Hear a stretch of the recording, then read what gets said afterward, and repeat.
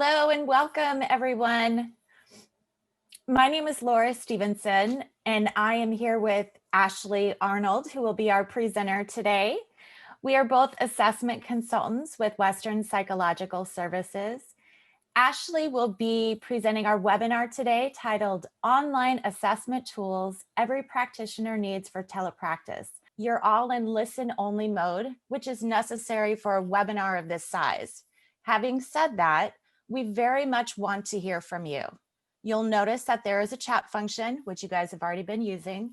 So feel free to post comments and keep a lookout for resources related to this webinar.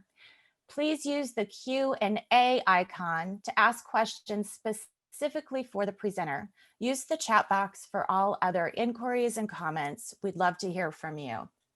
A recording of this webinar will be available within 1 to 2 days. After the webinar, you'll receive an email with a link to the recording, the PowerPoint, and a certificate of attendance. Please check your junk and spam folder if you don't see it in your inbox. Now let's talk about our wonderful presenter, Ashley. She is an assessment consultant with Western Psychological Services. She has 17 years of public school experience supervising practicum students, interns, trainees, and school psychologists in several public schools in Texas. Ashley is a past president of the Texas Association of School Psychologists and has served on the executive board in a variety of roles for over 15 years. She is currently the co-chair for the National Association of School Psychologists Assistance to States Committee, as well as a member of the National and State Credentialing Committee. In addition, she is currently the Texas delegate for NASP. Ashley is a certified Prepare School Crisis Prevention and Intervention trainer. Her passions are supervision and advocating for school psychological services. Without further ado, here is Ashley. And Ashley, thank you in advance for your time and expertise this morning. Thank you, Laura. I am super excited to be here today with you all to talk to you about assessment, another one of my passions. So what we're going to talk about today is how to use our online evaluation system platform and the products that are available on there and your work with school-age children, both monolingual and bilingual children. So y'all hang on for that. It's not just for our English-only children. So part of my passion in working and being a practitioner in the schools is how can we increase our efficiency in completing evaluations, because they just keep coming, right? So how can we save some time to engage in some of those other activities that we truly enjoy? So with that, we're going to talk about digital administration today and practices that you can incorporate when looking into telepractice. So hang on to your seats, because this is what sets WPS online products apart from others. So all of the rating scales or the products I'm going to talk about today are going to be available either online or paper format. Now, with our online format, this allows you to email a link to send to the rater, whether it's the parent or the teacher, all right? Plus, you can send that link as many times as you want, and it doesn't cost you anything. So how many times have you been in that situation where a teacher says, I didn't get a rating scale from you, and you see it there on the desk and you have to hand them another one? No, ma'am, no more wasting protocols with this. You can send 35 links to that same teacher and it doesn't cost you or your district a penny.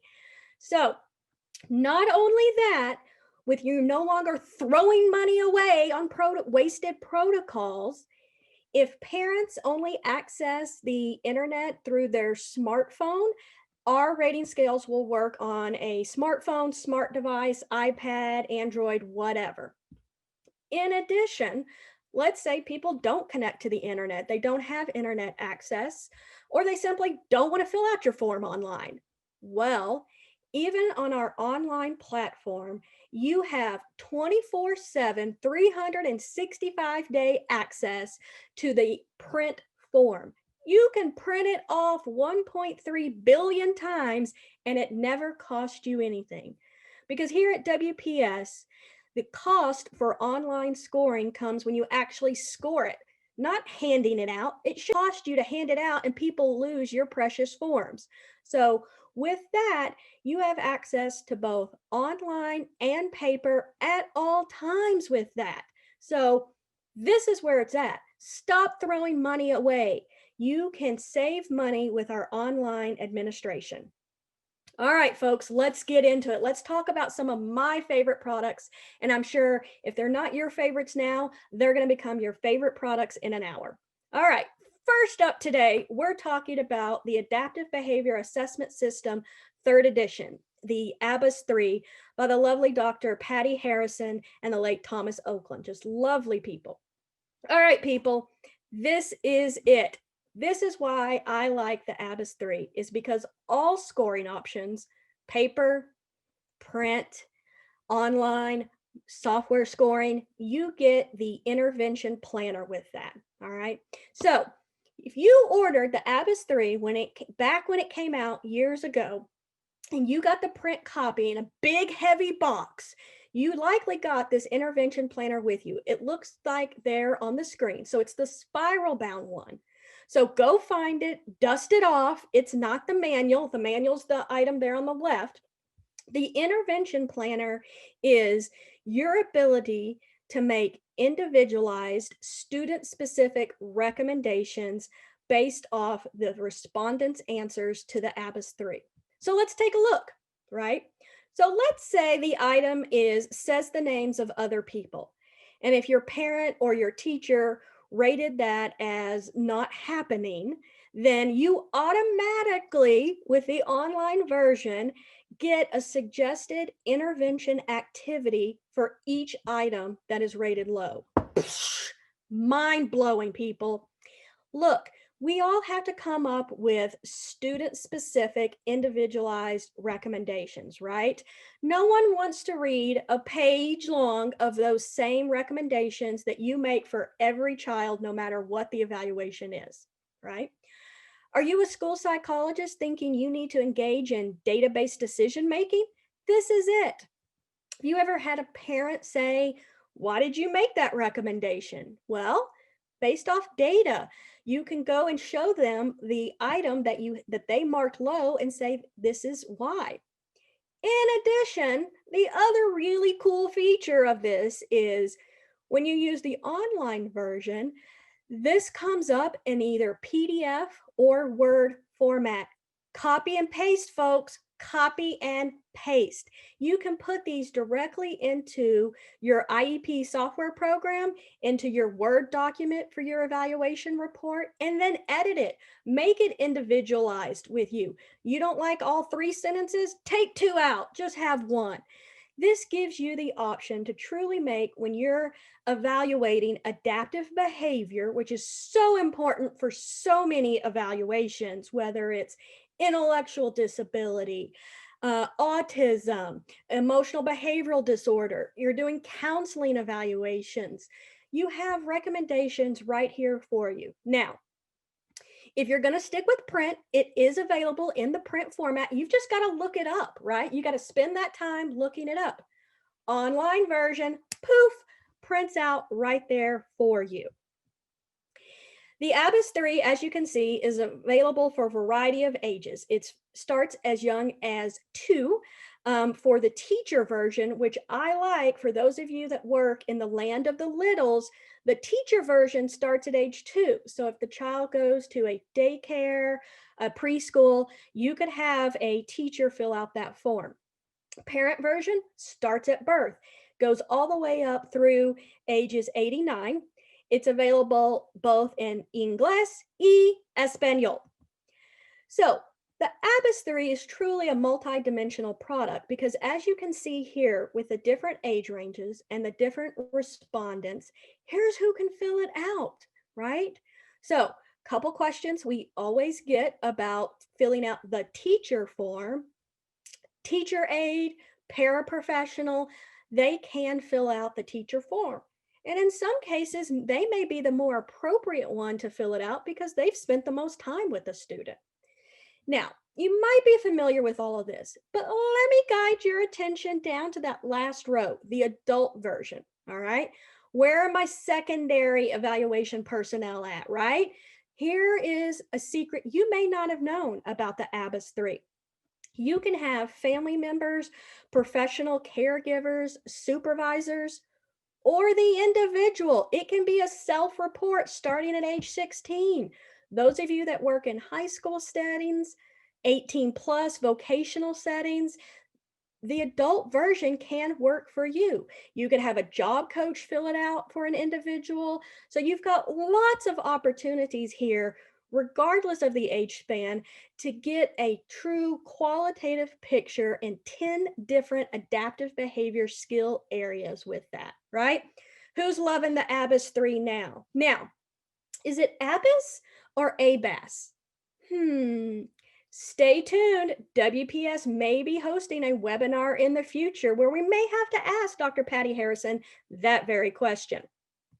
All right, folks, let's talk about our next product, the Developmental Profile 4th edition, DP4.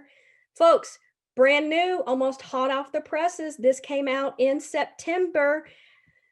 Loving the DP4. Now, my users of the DP3, put your listening ears on, okay? We've made some great improvements. I really think you're going to love it. First thing is we've expanded the age range all the way up to 21 years, 11 months.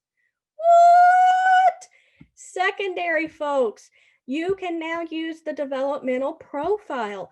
Think about all those reevaluations, those vocational evaluations that you need to do to prepare our students in a post-secondary setting, right? Your options are limited. You don't have a lot of options. Aha! Now you have the DP4, and it can really provide a lot of qualitative information for those students with low incidence disabilities at that secondary level as you start to make educational programming decisions when they enter that new post-secondary world. Those of you working in the land of the littles, not just with me because I'm vertically challenged, I mean our 3 to 5-year-old population, those transitioning from Part C to Part B in the schools. With that category of developmental delay, the DP4 retained those same 5 areas. So if you are making developmental delay decisions, DP4 is where it's at. Okay, what else is new, you say? Excellent question. So obviously, new edition, we have updated our norms for that, okay? We have increased the number of clinical cases. It is also available in Spanish. The other most exciting thing about the DP4 and what maybe some negatives about the DP3 was it was just a parent form. No longer. Now you have the option of a teacher checklist and a clinician rating, right? So with the easy format of the DP4 with the question and the parent, the teacher, or the clinician is now answering same as before, just yes or no, right? So you don't have to mess with never, sometimes, often, very often, yes or no. Super simple for parents and teachers to fill out as well. The clinician rating, that's where we get to give input now. So my speechies, my OTs, my PTs, my school psychs, you get to fill out a rating form now based off your assessment that you've completed, based off therapy notes, based off observations. You get to have a rating scale. You get a rating scale, you get a rating scale, you get a rating scale. We all get rating scales now with the DP4, which really just enhances the data that we get. Obviously, too, with updating the DP4, we have updated some of the item content to reflect changes in technology. Little ones are using technology at a younger age, so we are asking now about their use of a tablet, use of smartphone, texting. That's what these kids nowadays are doing, right? In addition, we have revised some of the item content to be more gender neutral, culturally sensitive. We're no longer asking about the tooth fairy. We're not asking about the Easter bunny anymore. And we're more inclusive now of children who are deaf and hard of hearing. And you're really going to see that item content updated on the communication scale. So you're not going to see questions anymore about can the child say blah, blah, blah, right? So we're more inclusive now with this revision. So you can use it anywhere. If you want to just get a good measure of functional development, the DP4 is for you.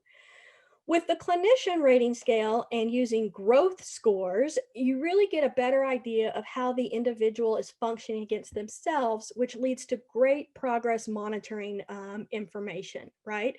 You have the ability to now compare it with multiple respondents.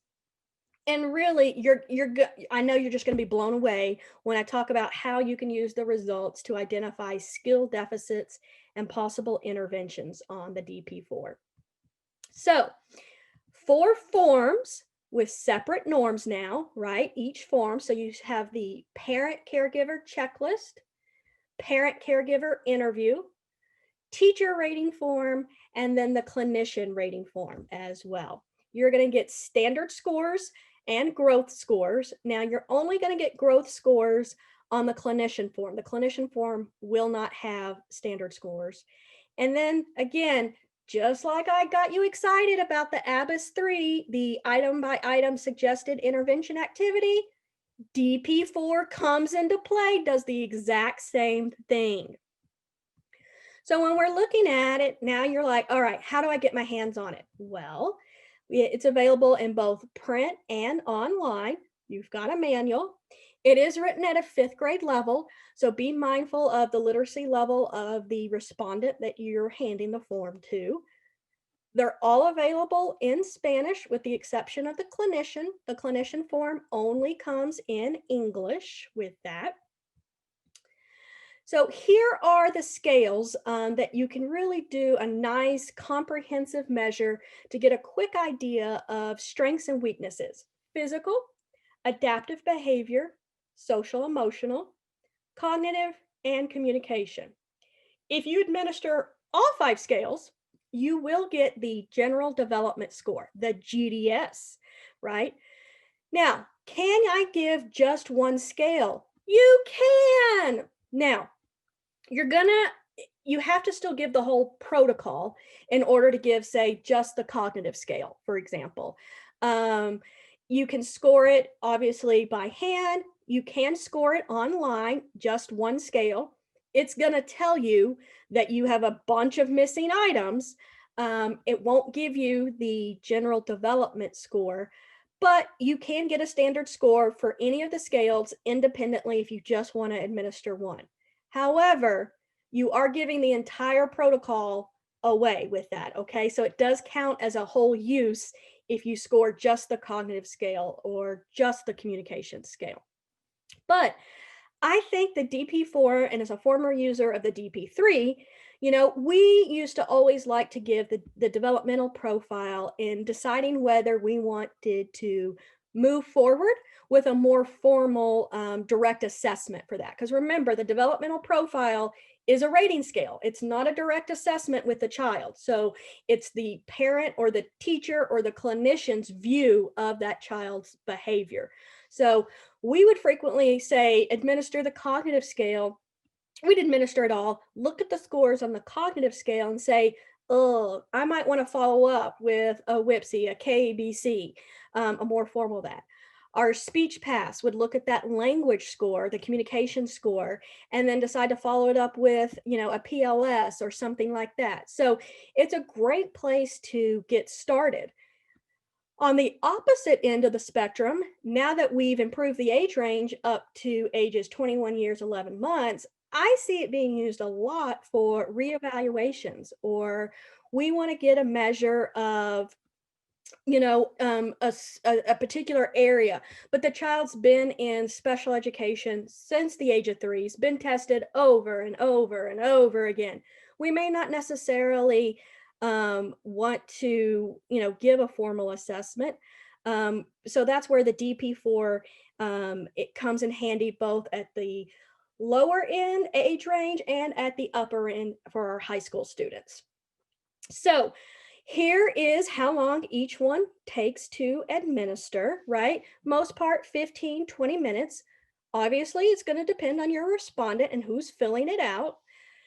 Frequent questions that we get asked here at WPS is which version of the parent form should I use, the interview or the checklist, right? Well, fun fact, the developmental profile was originally developed as the interview format. So that would be the one that we would recommend. Now, what should you do? I'm going to say it's the answer to everything in special education. It depends.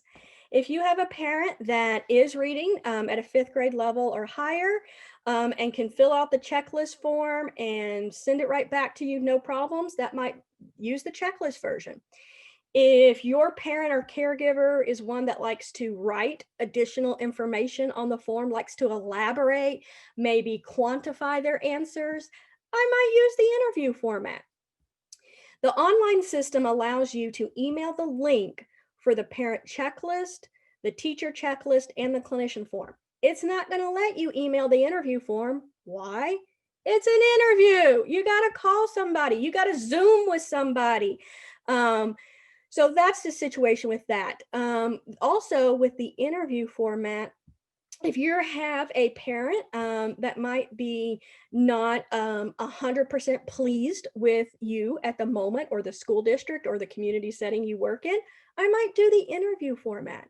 Because as we all know, during the course of an interview, we always get more information. On the rating scale version, you're going to get just what you get. You get what you get. Yes or no. You're going to get scores, nothing else. So take a look at your own situation and decide what works best for you to complete. With the online version, let me tell you what you get all for one low price, people. This comes with it. So you get the score report. It's going to score it for you. No more counting, dividing, multiplying, subtracting. It's going to score it for you. You're going to get a rater report. If you give it to more than just the parent or more than just the teacher, you'll get a rater comparison report. You'll get a progress monitoring report, which, hang on, that's coming soon. I'm going to tell you more about that. And you're going to get the intervention tips. So the intervention, like I said, is just like the ABUS 3, an item by item analysis to help the individual master certain developmental milestones, right? The online version generates it for you, right? But if you are using the print version, in the manual, Appendix G, might want to put one of those little flaggy things there. If you're hand scoring it, you're going to get that same information. You've just got to look it up, right? So you can increase your efficiency by using the online score report because it spits out those intervention techniques right for you. Okay, so progress monitoring. This is what's great about it. When you come up with those individualized student-specific recommendations, let's start collecting some data. Let's start, progress monitoring how the child's doing. You can re-administer the DP4 whenever you want. Now, I wouldn't administer it today and then go re-administer it on Monday. That's probably not enough time to give your intervention some time to work. But it's not one of those that you have to wait 3 months, 6 months, a year, 3 years. You don't have to do that before you can do another DP4. With the use of the growth scores that I talked about earlier, so growth scores, remember, different than standard scores, right? Growth scores are going to be like a 3-digit number, 525, for example, okay? The beauty in growth scores is when you give it again and you look at that second growth score, now you're comparing the child's performance against their previous performance. Much more statistically sound than versus standard score comparison, right? Because you're going to get a different standard score and it may look like the child's regress because you get a lower standard score. But that's not true, right? Because the normative sample changed. We've got a new normative sample 3 years later or a year later because the child's a different age or a different grade level. So the beauty in the growth scores is if you see an increase in the growth scores, that would mean the child's actually made progress. If you see a decrease in the growth scores, that would mean that the child has regressed on some skills. So those of you that work in school settings and you have to look at extended school year services and look at whether the child's regressed, the DP4 can give you that valuable information and looking at whether that child has truly regressed or not. Whew, DP4, ABIS 3, I have gotten you excited. I can feel it coming from the Zoom. All right. Next one is one that I am super excited about. I just don't think a lot of folks know about this, and this is really, truly exciting, especially when we look and talk about telepractice. So next up, I'm going to give you just a brief overview about the CAPS, the Clinical Assessment of Pragmatics by Dr. Adriana Lave. All right. CAPS, it is an individually administered performance test for ages 7 to 18.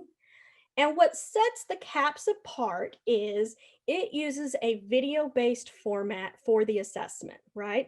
So the CAPS is our very first completely digital direct assessment, including the use of a digital protocol, right?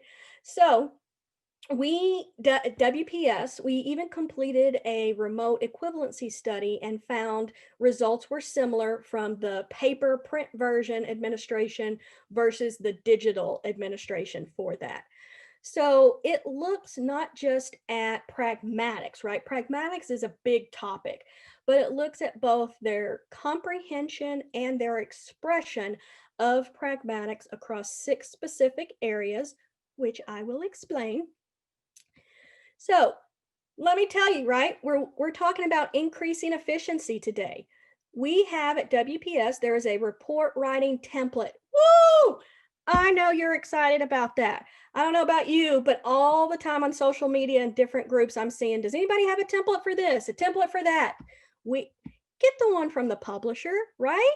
So you'll find this on our website. See, nice text, got a nice little chart there with all your scores. All right. Let me break down the CAPS for you, okay? So the CAPS measures kiddos' understanding of social situations and their ability to express themselves in different social situations, given a wide variety. So it looks at both verbal responses such as greetings, introductions. It looks at nonverbal pragmatic responses such as tone of voice, facial cues. In addition, it looks at superficial social norms, those greetings, introductions, and then moving on to those higher level emotions such as grief, support, surprise. So what makes the CAPS unique is it's useful to distinguish problems in understanding and using pragmatic language, which is particularly evident in those individuals with autism and pragmatic language impairment. Why you want to use the CAPS? Let me tell you. You all are familiar with giving a pragmatic subtest, and the child can score within the average range or on other language measures. So you give that subtest, they get in the average range. And the reason for that is because they've been in therapy sessions, they've been in social skills interventions a lot, so they know what they should do, right? Well, then when you put them in a social situation, they often then can't give you that same answer, right? So the beauty in the CAPS is that the videos mimic actual social exchanges and identify strengths and weaknesses in higher level language expression, inferential thinking, and understanding the minds of others with given verbal and nonverbal cues, all right? So let's break down this table here, this chart for you that you got in front of you, okay? So pragmatic judgment, think of that column as receptive, right? Do they understand what to do in certain situations? Versus pragmatic performance, the next column is do they know, can they do it? So they know what they should do, but then do they actually do it, right? So for my school psychs and diags on the Zoom today, think about this. You could also think about it in terms of CHC theory and broad and narrow ability. So think about it, pragmatic judgment would be the broad ability, and then there on the left, instrumental intent, effective intent, paralinguistic cohesion would be your narrow abilities under that. And then you have it both for the judgment side and the performance side with that. I mean, this is so much more relevant when writing goals and objectives or looking at social skills interventions when you think about it. Because think about it. How many of you have sat across from a child, given them some sort of pragmatic test, scenario, you've read off some scenario about Billy and Susie, the child answers it correctly, right? So you're like, yay. And then you take some time to go out to the cafeteria, observe during lunch or breakfast, go out on the playground, and you see them with their actual peers, and you see that same scenario you just gave them, but they don't do it, right? So they can do it in the therapy room, they can do it one-on-one with adult, but when you put them with their peers, it's gone. The CAPS really will pick up on those differences where with some other language tests, they might get an average score, but in your gut, you know they're still struggling with pragmatics. So this is the videos. I'm not going to show them. We have that opportunity later. Just holler if you want an overview of it. But as you can see here, these are some screen grabs from our different videos. These are actual children, not all white children either. And so it uses these videos to show true to life situations of social situations. I've given the CAPS. I would agree it is true to life, actual social situations that children and adolescents engage in with that. So this allows the examinees to have real life situations, social environments, and then you ask the child or the student to describe either what's going on, what's going on, what's going on, or how they would respond in this situation, right? So this is really, it gives what's happening and then how would they respond. So you've got multiple things to score in that to truly give you a broad, comprehensive overview of a child's pragmatic skills. Look at this. Look at this. Look at all what the CAPS measures. Think about how hard this is to capture, right? You can come up with fake make-believe hypothetical situations in your therapy room, in your social skills classroom, and then you go see it live and in person and they don't do it. And this is, as you know, pragmatics is one of the harder things to teach for those that have it, but then that don't have it. But the thing about the CAPS is it's going to give you both strengths and weaknesses. And so you're going to be able to leverage their strengths. Maybe they understand what to do. And now we just need to work on how to say or how to respond in that particular situation. Too many times we're too focused, we're too deficit focused, too focused on weaknesses. But the CAPS allows you to look at both strengths and weaknesses to leverage that into better interventions, better recommendations, better goals and objectives. Because for some of our students, they have significant pragmatic differences, right? And it can be overwhelming. It's like, where do you start? But pragmatics is really a comprehensive thing. It's not like we're just going to work on single digit addition, right? There's so many layers to pragmatics. And that's the beauty in the CAPS is it breaks it all down for you so you can truly pinpoint where exactly that is, right? How many of you have written goals of increase pragmatic skills? Well, that's not measurable. That's not specific. That's not really obtainable, right? So if you're looking at working on those SMART goals, you're going to see the CAPS is going to give you ability to break down pragmatics into so many different layers that it's really going to fine tune your therapy or interventions in working with students with pragmatic differences. All right, let's talk about digital easels. Want to get digital, digital, let's get digital. People, we have digital easels available now for the OWLS 2, CASEL 2, OPUS, and PPA scale. Yes, my speechies, I know you're looking at that CASEL 2 and you're saying, no way. All 3 heavy easels are now digital? Yes, no longer lugging around a suitcase or a cart to carry around your heavy CASEL 2 easels. We now have the digital easels available for all of that. So this allows you options for your telepractice. You can do digital administration, but you're still going to need the paper protocol for all of these on your screen right here, right? So, because remember, let's pop quiz. The only one that we have a digital protocol available is the CAPS. All of these, you're going to need a paper protocol still to administer this. So if you're saying, Ashley, you have just gotten me so excited about telepractice, but I'm still a little unsure. Digital easels is a great way to, if you're wanting to kind of dip your toes into telepractice, digital easels is a great place to start because you still need that paper protocol. So it's going to look very similar to a print administration of any of these products with the digital easels. So this is what it can look like. So as you can see, you could pull it up on your laptop, you could pull it up on your iPad, and it looks exactly like the print version there, the spiral bound thing that we're all used to. So with the release of the digital easels for all of these products, it really enhances your ability to conduct evaluations either in person with socially distancing guidelines, because you could pull up the digital stimulus images on the iPad and have the child sit a few feet away from you. Or you can use all of these products during remote administration over a video conferencing platform.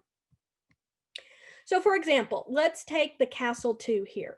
So remember, you can take the CASEL 2 and now you've got options, right?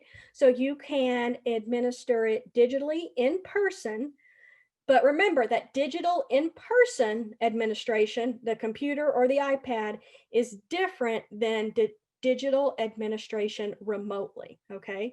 So for the in-person administration of the CASEL 2 or any of the digital easels, you can use the paper easel, and you can then pull up on your iPad or computer the digital stimulus images. For remote administration of the CASEL 2, the OPUS, the PPA, or the OWLS 2, you would need to just screen share the digital stimulus images screen through a video conferencing platform such as Zoom, for example. So this is what it looks like, right? This is where all the magic happens. So we have in our online evaluation system platform, we have the administration guide and we have the digital stimulus images. So the administration guide, that is the examiner side. When you give it in print, this is what the side of the easel that faces you as the examiner. The digital stimulus images is what's on the other side of the easel. That's what the examinee side sees, right? So with the ability of any of the digital easels, you go to our online system, you pull it up, each of that, the administration guide, the digital stimulus images open up in 2 separate windows, right? They're basically PDFs, high quality PDF formats. So you can pull them up in any internet browser, Google Chrome, Firefox, whatever, and have 2 separate tabs for that with that. So you'll still need, remember with remote administration, you still need that paper protocol with you, but you have the ability with a remote administration to just screen share just the digital stimulus images. So the child that's sitting on the other side of Zoom or Teams or Google Meets is only seeing what they're supposed to, just like they were live and in person with that. Now that third item there on your screen, that thing that says offline PDF, that allows you to actually download those same things, the examiner's facing side, the examinee facing side, download it to your computer. So if the internet goes down, you still have that ability to give it. What? You mean if they put me in some closet to test a child, I can still administer this digitally? Yes, you can. Mind blowing. All right, who's excited now? All right, speech language pathologist. Where are you at? I'm going to talk now about the Arizona 4, which is the Arizona Articulation and Phonology Scale 4th revision. Okay, so the thing about the Arizona 4, it's not just your typical articulation test, folks. This is a standardized measure of word and sentence level articulation and phonology skills. Basically, 3 tests in one that you get with the Arizona 4. And you can give just the word level or the sentence level, or give them both. The phonology component is coded based off what they did on the word articulation part. So it covers 18 months to 21 years. That covers everybody we work with, right? You're going to get standard scores. You're going to get speech intelligibility interpretation values, test age equivalents, all sorts of things with this. Now you're thinking, yeah, I don't know. The Arizona 4 also assesses the vocalic R and production of sounds in sentences starting at the age of 3.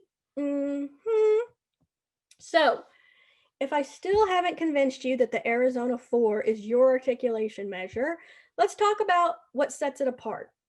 This is why all of my speechies just love the Arizona 4. It's sound values. So each target sound that the child is supposed to articulate correctly is actually weighted by its frequency of occurrence in American speech. So they're not all weighted the same. The vocalic R is not weighted the same as TH, for example, or W. Right? So it's really based on the intelligibility model of speech communication, in which the more frequently a misarticulated sound is heard, the more difficult it's going to be to understand the speaker. So you weight the sound values weight each sound based off how often they're likely to occur in everyday speech. And then that result is the number that really provides you good, solid information about how intelligible that person's speech is likely to be to others. So I don't really know of any other test out there that does that, people. So again, I know I've gotten you excited. Now, don't rush off yet. Don't leave the Zoom to go buy the Arizona 4 just yet. Let me tell you some more things about it, okay? So it is available on our online evaluation system platform. Now, if math isn't your thing as far as adding, subtracting, dividing, because you're focused on speech language pathology, come to the online platform. Let us score it for you for free. Free, people, free, no strings attached with that. So it's going to give you that sound value. You can see here on the screen what the phonology coding form looks like when you complete it in our online system. But if that's not enough, I'm going to send you over the top now on the Arizona 4. So yes, it is an articulation test. However, there's actually not 1, not 2, but 5 supplemental assessment tasks in the Arizona 4. This isn't something you have to buy extra. It's right there. It comes with it. So not only do you get articulation, but you also get informal language prompts, imitation context task, supplemental sentences, picture description, and story retell, all right there. This really does make the Arizona 4 more bang for your buck with this. Look at all this that you get to administer with just an articulation test, right? These are qualitative tasks that you need in making high quality intervention recommendations when it comes to speech and language with that. And if that is not enough to blow your socks off, if you actually turn the protocol over on the back side, there's actually a way that you can calculate the mean length of utterance for your examinee right there on the protocol. You're saying, what? What does this look like? Well, this is what it looks like. So the Arizona 4, just like our digital easels of the Castle, the OPUS, the Owls, and the PPA, we have the digital easels available for the Arizona. So this is the administration guide. So remember, the administration guide is the examiner side of the manual. So you're going to show them like number 10 there. You're going to show them a picture of a cake, right? And then in right, it doesn't really come too well on the Zoom, but you'll see optional language prompts. So where is the cake? Is it on the plate or under the plate? What happened to the missing piece of cake? Tell me about your birthday party. You have all of these additional supplemental tasks right there. So while you are just going to get a standard score for articulation, these supplemental prompts give you much more information about it. So since it is digital and you could use it in your telepractice articulation, maybe you're not ready to administer or you're not just at that point where you could also do a language sample or a language direct assessment at the same time. You could give the Arizona, get your standard scores for articulation, but now you're going to have all sorts of great informal information with language prompts and all sorts of other things that you can do that you may not be able to right now given your situation. So this is the examinee facing side of the Arizona. So this was the cake that I just talked about, right? So this is what they see. So again, with the Arizona, when it comes to screen sharing or digital administration in your office, in your clinic, or in your setting, you're just showing the child just the cake for that. So you're saying, Ashley, that sounds great, but I'm just not hearing you. I'm just not believing you. Don't take it from me. Take it from all these people that we know, right? So Maureen from Austin says, I find the electronic administration component on the WPS website so much more user-friendly and helpful than others. Sarah from LA says it was much easier than I thought it would be, right? Jennifer from Portland is talking about how much time it saves and for the ease of our OES, right? And most importantly, as a former assessment coordinator who was responsible for the assessment budget, no more losing money on lost protocols. Amazing. So in addition, I would direct you to our Telepractice 101 page. We're going to have all sorts of great resources for you with this. You're going to have a remote assessment guidelines, right? Because remember, all of these assessments were standardized with in-person administration, okay? Now, we did do the equivalency study on the CAPS. You'll find that on there. So when you deviate from any sort of standardized assessment procedures, you do need to notate that. So we have the remote assessment guidelines, and then we also have assessment validity considerations when using digital products with that. So I encourage you to visit our Telepractice page to get more information, including FAQs that you may have and some tips and tricks for integrating assessment practices into your overall telepractice ventures. So that's not enough with the digital world. Let me have you star some couple of other things, right? So our online evaluation system where you're going to use the digital easels, where you're going to send the DP4, the ABIS 3 rating scale, that's on platform.wpspublish.com. That's separate than our commerce, our e-commerce website where you search for a product. That's WPSpublish.com. But to get to the online rating scales, to get to the digital easels, that's on platform.wpspublish.com. We also have video resources. So we have recordings of webinars that we've done, including this one. This one will be recorded and available to you soon. So we have that there. We have lots of good information on our content hub.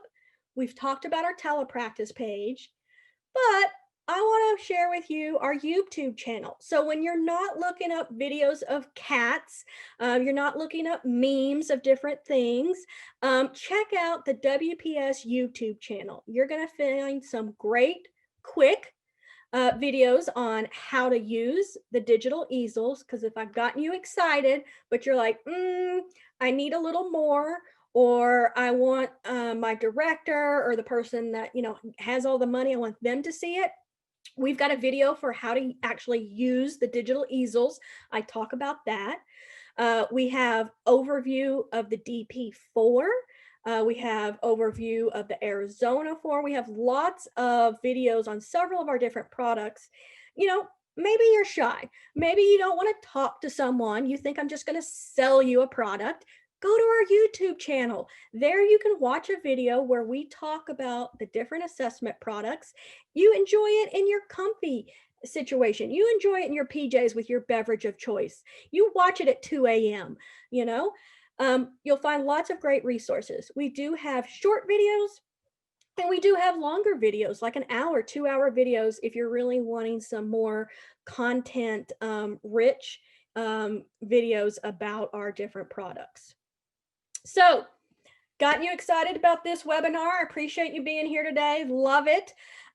Save the date for our next webinar. Will be February the 18th at 3 p.m.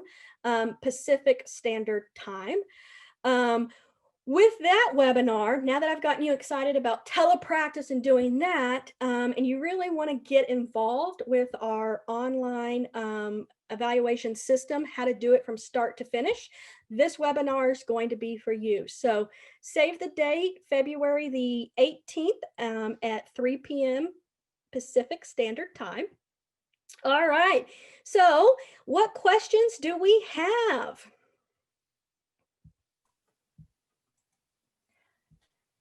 Ashley, that was fantastic. I'm just exhausted listening to you. That was fantastic, and exhausted from all of the questions and great comments. I think we've got most of them covered. And if anybody else has any questions or would like any further information, please contact us at consult@wpspublish.com. We want to make sure to get all of your questions answered. And thank you for putting that slide up, Ashley. There is the email address, and you can go ahead and take a look at the map. It's kind of color coded, and you can find who your assessment consultant is for your state. We look forward to hearing from you. Please reach out to us. Excellent job, Ashley. Thank you, everybody. I hope that you've enjoyed this. You do get standard scores on all of our products that I talked about today, in addition to the growth scores with that DP4. So if you'd like more information about that, or more information about any of our products, here is the contact information for your WPS assessment consultant team. We have a variety of professionals. We have Laura, who's our resident speech language pathologist. We have Dr. Douglas Jackson, who is our resident OT. She loves to get all of our OT questions. We're happy to answer any questions for you on that. I know Dr. Douglas Jackson is getting excited as WPS as a whole, getting excited with the release of the sensory processing measure second edition coming out this summer. Stay tuned. I know we're going to have more webinars on that. We're making some exciting changes for that SPM if you're a user of that, and I really think you're going to enjoy that and the quick tips that comes with the sensory processing measure. Ashley, there were a few questions about the ABIS 3 intervention planner, specifically the online intervention planner. People are asking, how do they get it? can you purchase it individually? Yeah. So it comes in a kit, but if you could address that a little more. Yeah, that's a great question. Especially since you may have already, purchased the ABIS 3, several years ago, and you may be using it and you're like, I don't see it. So, couple of things. First off, if you bought the kit, it came with the kit. So if you bought the paper kit, it's spiral bound, looks like the manual. If you bought the online kit, it is a feature that the organization manager just needs to turn on and give access to everyone for that. So if you're using the online version and you're not sure if you have it, ask your organization manager to try to turn on that feature.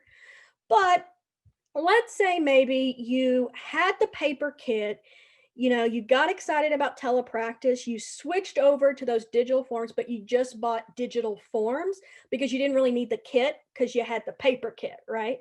You can buy the intervention manual online separately. So you can get just the online intervention planner for you on our website as a separate add-on if you want.